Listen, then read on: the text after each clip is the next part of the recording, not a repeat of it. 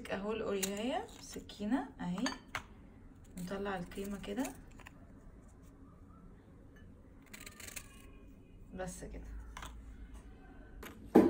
اول حاجة همسك الاوريو احطها في لبن كده واحطها في الحاجة ايه اللي انا هقدمها فيها. حطيت في كل كاس 2.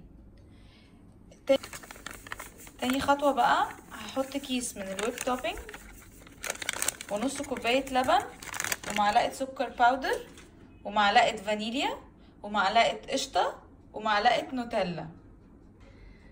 بصوا هضرب الاول اللبن مع الكيس اللي هو الويب توبينج مع السكر الباودر لحد ما يعملوا لي الاول فوم كده كبير، بعد كده هنزل بقيه الحاجات.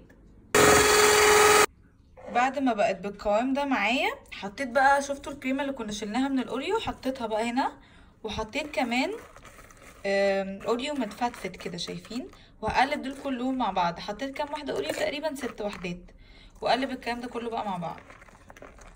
دلوقتي بقى ابتدي بالمعلقه كده عادي احط بقى في الكاسات بتاعتي على الاوريو عليهم بقى كلهم، هعمل نفس الحركه.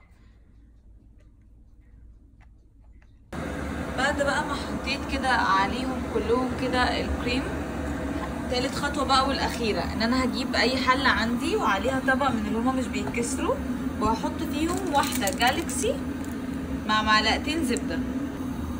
تالت خطوه بقى ان انا هجيب عندي طبق من اللي هما مش بيتكسروا دول واحطهم هنا كده في حله، فوق حله سوري فيها ميه مغليه اهي، والطبق اهو ناخد بالنا ان الطبق ما يبقاش لامس الميه تمام. وهحط فيها دلوقتي 2 من الجالكسي الكبيره دي مع معلقتين زبده، ونستناهم بقى لحد ما يسيحوا مع بعض. ولو عندك مايكروويف عادي حطيهم في الميكروويف، مش لازم تعملي الحركه اللي انا عاملاها دي.